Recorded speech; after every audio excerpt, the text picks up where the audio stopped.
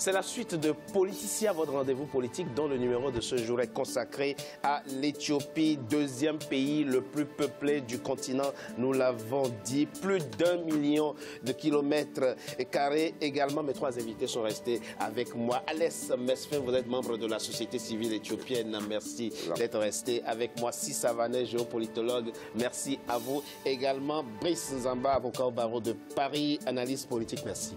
Merci d'être resté avec moi. Si la mosaïque de peuples qui forme l'édifice éthiopien a gardé des identités fortes et des rivalités ancestrales à travers les siècles, c'est le rapport même au pouvoir politique qui semble entraîner la violente crise que connaît ce pays et qui a conduit à la démission du Premier ministre Dessalegn. C'est un sujet de la rédaction signée Ibrahima Dioumamba. Au cours de la dernière décennie, l'Éthiopie a enregistré l'une des croissances économiques les plus élevées au monde, avec notamment 8,3% en 2017. Cette croissance cache des disparités régionales énormes et des conflits intercommunautaires souvent exploités par les partis politiques. Depuis 2015, les conflits ethniques sont devenus récurrents, avec des centaines de pertes en vies humaines ayant entraîné une crise politique au sommet de l'État. Une situation qui a poussé le Premier ministre Haïlé Mariam Dessalegn à démissionner le 15 février 2018. Les leaders de Oromo, je pense, veulent avoir accès au pouvoir également. C'est un conflit qui vient des représentativités. Le manque de ce leader pousse d'autres leaders à un petit peu à questionner le rôle de l'État. Aujourd'hui, on a un Premier ministre qui a démissionné, ce qui est une bonne chose parce qu'il n'avait pas de solution, donc il a dit moi je m'en vais. Les chefs coutumiers, eh bien, eux, ils doivent renforcer l'accent sur la paix et sur la stabilité. Ils doivent pousser pour que l'État fédéral fonctionne correctement et que les États fédérés puissent adhérer dans cet État fédéral. Les crises communautaires et politiques en Éthiopie sont très complexes. Elles ont des origines certes politiques, mais relèvent plus du modèle de gouvernance locale selon certains observateurs. Les contestations qui ont conduit à l'instauration de l'état d'urgence en 2016 et à la répression de l'opposition s'expliquent notamment par le plan d'extension urbaine de la capitale Addis Abeba, qui annexera à terme plusieurs municipalités situées dans la région d'Oromia. Les confrontations ethniques entre Oromo et Somalie sont souvent motivées par la gestion des terres arables et des pâturages. Les relations entre les communautés en Éthiopie sont beaucoup liées à la question de la terre, à la question du foncier et également à la répartition du pouvoir, parce qu'en fait on a une ancienne structure fédérale qui est héritée du modèle impérial. Si on prend la problématique justement entre les Oromo et les Somalis, là aussi ce sont des problématiques qui sont beaucoup plus anciennes. La problématique s'est aggravée dès lors que l'État central a relancé le plan de développement d'Addis Abeba. Donc on a, je dirais, un problème vraiment de décentralisation du pouvoir qui est vraiment lié à la nature de l'État éthiopien, qui est un État fédéral, mais en même temps très centralisé. L'Éthiopie est un État fédéral de plus de 102 millions d'habitants. Le pays est confronté à plusieurs foyers de tension sur le plan sociopolitique. Les manifestants ne rejettent pas le fédéralisme ethnique. Ils réclament à l'État central plus de démocratie, plus d'implication dans la gestion des conflits intercommunautaires et surtout des retombées de la croissance économique dans les régions défavorisées. À la fin des 9 mois d'état d'urgence, la région d'Oromia a bénéficié en juin 2017 d'une loi pour la construction d'infrastructures administratives et de services publics, notamment pour répondre aux revendications des populations locales. Alors, rappelons que l'Éthiopie, c'est le seul pays, à part le Libéria, à n'avoir pas été colonisé, seul pays africain, un pays qui a sa propre monnaie, le bir, une langue qui a réussi à ériger une langue en langue nationale, le almaric.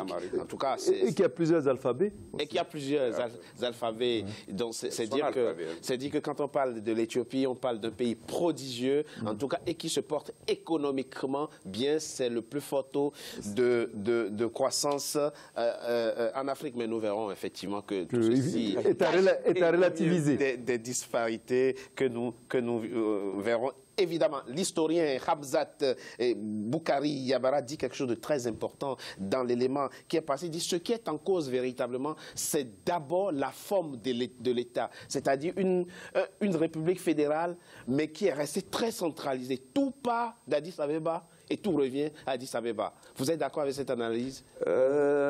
Maintenant, maintenant, c'est vraiment la forme de l'État. Mais je doute, parce que maintenant, il y a une bonne partie de structures. Par exemple, certaines activités économiques, ils ont été déplacées vers la région de Tigré. D'accord. Y compris la structure de l'État lui-même. À Mekele. À Mekele. C'est la capitale du Tigré. Voilà. Récemment, j'ai lu un article qui disait que Mekele, il a été décerné une médaille pour être la ville écologique, comme si elle était, le Tigré, elle était une nation à part entière. Alors que Mekele, pour moi, c'est une ville parmi d'autres en Éthiopie. Donc, on est en train de construire un État qui a toute la forme de l'indépendance future et en déplaçant pas mal de choses de l'État. Ça, c'est la première chose. Donc, à 10, c'est vrai, il y a une forte concentration parce que... Plus de 2 millions, plus de 2 millions d'habitants, 2 300 000 à peu près. Je vais vous citer quelques exemples. Par exemple, les logements sociaux qui se construisent autour de l'Addis Abeba, alors qu'ils devaient être attribués aux habitants de la proximité de la ville de l'Addis, n'est-ce pas? Alors qu'il y a des centaines de milliers de personnes, ils sont à la rue. On attribue son logement à l'ethnie du Nord, c'est-à-dire aux Tigréens. Ils se déplacent. Parce que toute la structure qui les attend, c'est-à-dire, ils ont le travail, en train de nous expliquer ils ont le logement. Ils viennent du nord du pays et ils sont privilégiés encore à Addis Abeba. Au détriment des autres. Effectivement, on verra, M. Savané, que c'est un plan de développement ou d'agrandissement de la ville d'Addis Abeba qui a mis le feu aux poudres pratiquement. Oui, une des raisons qui a poussé les Oromos, notamment à se soulever, une des raisons, c'est au sujet des différents plans qui étaient prévus pour Addis Abeba, sachant qu'Addis Abeba, le site de la capitale Addis Abeba, est un pays Oromo. Le master plan, on l'appelait ça à l'époque. Alors, mais il y a une chose beaucoup plus grave, c'est que vous avez des caciques parmi les plus durs au sein du parti tigréen qui envisagent, en cas de perte du pouvoir, de faire sécession de l'Éthiopie et de se rattacher avec l'Érythrée qui est dirigée par un Tigréen. Parce que l'Érythrée est dirigée par un Tigréen, le président Issaïas, où il y a une population tigréenne qui est assez importante.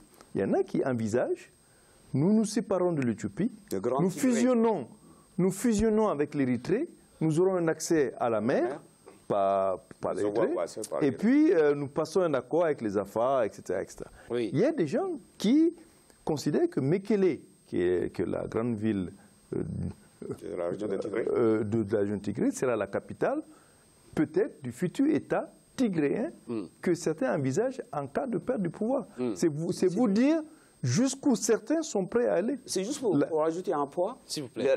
Pour agrandir la région de Tigré, ils ont annexé certaines villes de côté de Gondar, un endroit qui s'appelle Welkait, qui appartenait à l'ethnie Amara depuis des générations. Ils l'ont annexé par la force. Donc les Amaras se sont soulevés. De l'autre côté, vers les Amaras qui se trouvent dans la région de Wello, cette partie-là aussi, ils ont pris un morceau de territoire de Wello pour l'annexer dans la région de Tigré. Ce qui veut dire, cet agrandissement qui vont tout... En tout cas, ce sont les besoins démographiques qui ont poussé les autorités, en tout cas d'Addis Abeba, à mettre en place, ou du moins à imaginer ou envisager ce plan d'agrandissement de la grande ville, de la capitale de votre pays, puisque effectivement, elle connaît un boom démographique et il faut loger les gens. Brice, on va dire quoi? Qu'ils n'ont pas anticipé, le pouvoir central éthiopien n'a pas suffisamment anticipé sur les réactions des communautés, des Oromos, pour ainsi dire. Il faut dire qu'il y a d'abord ce qu'on appelle une sorte d'illusion du pouvoir. Vous savez, quand on a le pouvoir, on a souvent tendance à penser que tout est sous contrôle et que les autres, finalement, feront toujours notre volonté. C'est ça l'illusion que génère le pouvoir. Et donc, souvent, on sous-estime. On se dit, bon, on contrôle l'armée, on contrôle les services de renseignement, on contrôle l'économie. Bon, ces gens-là sont démunis de toutes les ressources susceptibles de permettre une vraie organisation susceptibles de nous contester notre hégémonie. Par conséquent, dormant, mangeant, buvant. Voilà. En général, c'est ça. Et on ne voit pas venir. Voilà. Puis, on atteint le point de saturation. Exactement. Et ça explose. Donc, on en est là en Éthiopie. Donc, moi, je me dis qu'aujourd'hui, le risque, parce que c'est vrai que par rapport à leur constitution, puisqu'il y a la possibilité que chaque État puisse déclarer un jour son indépendance, après quelques... Ça, vous ne le souhaitez pas. Voilà, mais c'est une possibilité. En Éthiopie, mais à partir du moment où il y a cette possibilité dans la Constitution, je pense que l'article 39, ça s'appelle de M. Si se tient. C'est-à-dire qu'aujourd'hui, je pense qu'il est dans l'intérêt de tous les Éthiopiens, au-delà de leur appartenance ethnique, de penser et d'envisager une autre forme d'organisation politique qui mettra plus en avant, il me semble, l'individu, sans pour autant remettre en cause les solidarités ethniques, hein, dans le sens où le tribal va de pair avec le culturel, et donc tout ce qui est culturel, c'est toujours bien. Mais à partir du moment où on donne force et vigueur à l'ethnie sur le plan politique, on ouvre la boîte de Pandore. Voilà, le risque, c'est ça. Et donc moi, je pense qu'en Afrique, de façon générale, il faut de plus en plus une nouvelle élite, hein, de nature, une élite qui serait capable de penser et de résoudre le problème lié à l'instrumentalisation de l'ethnie en politique. Parce que c'est un des défis majeurs de l'Afrique. Hein.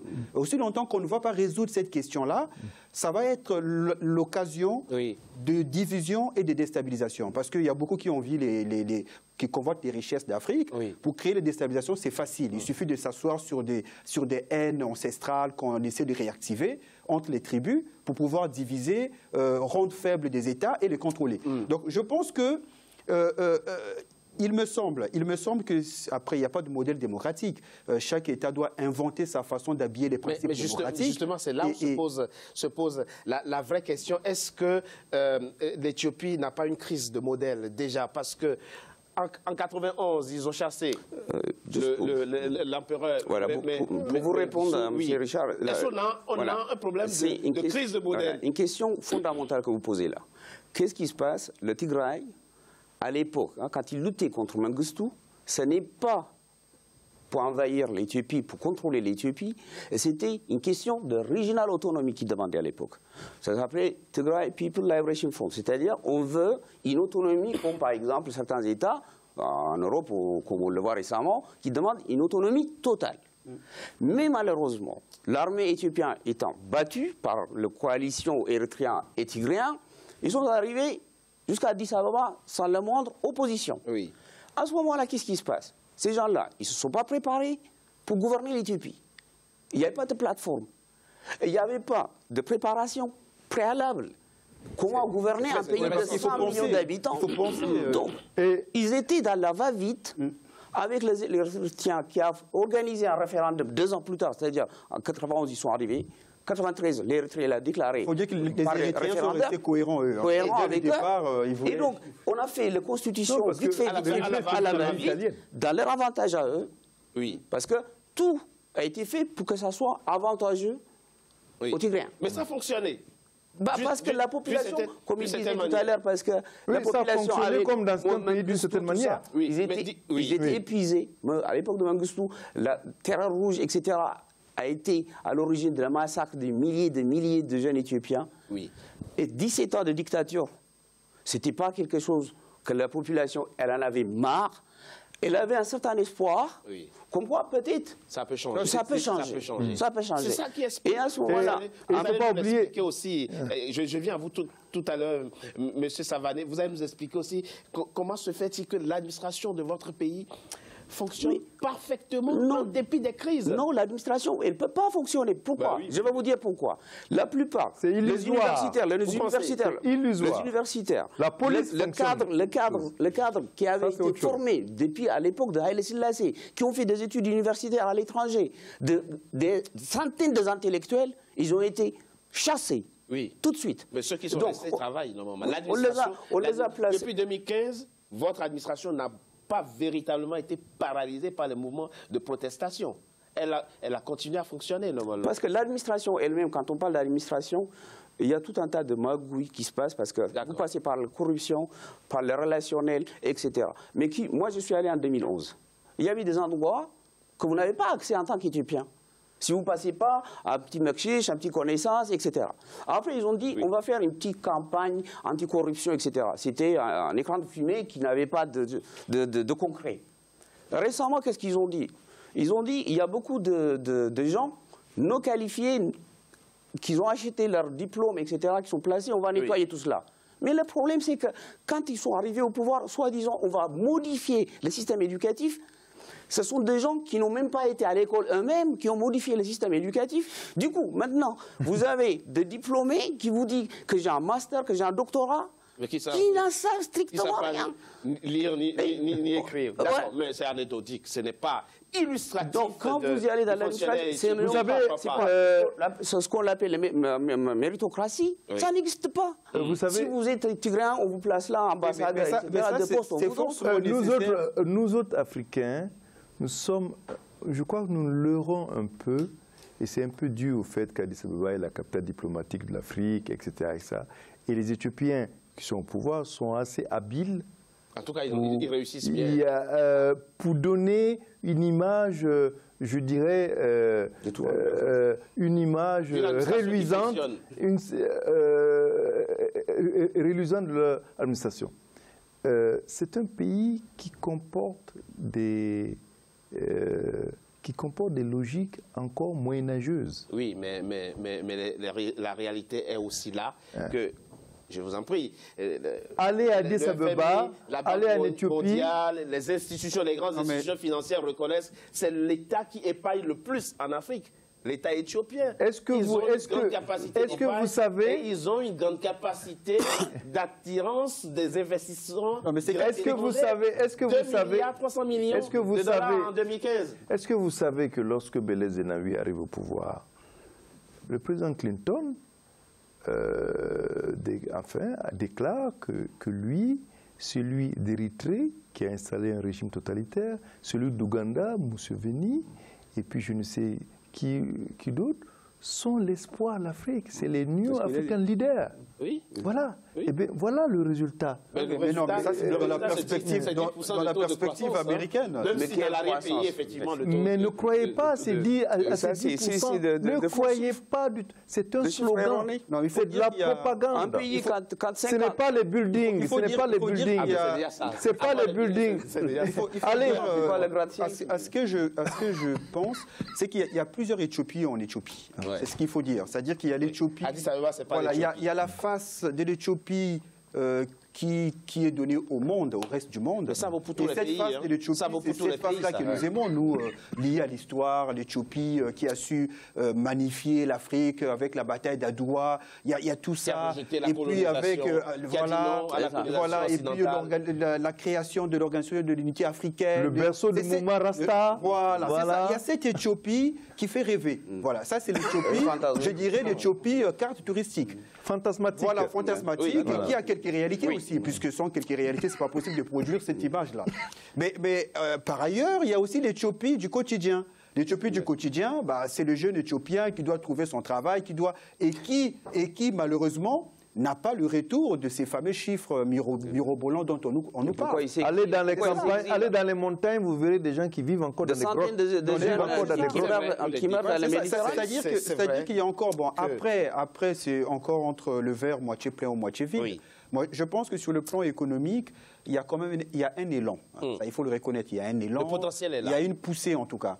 Mais la pérennité de cette poussée économique ne va être possible que dans la stabilisation politique. Mais je propose qu'on en parle dans la troisième partie de notre émission, après une coup de pause. À tout de suite.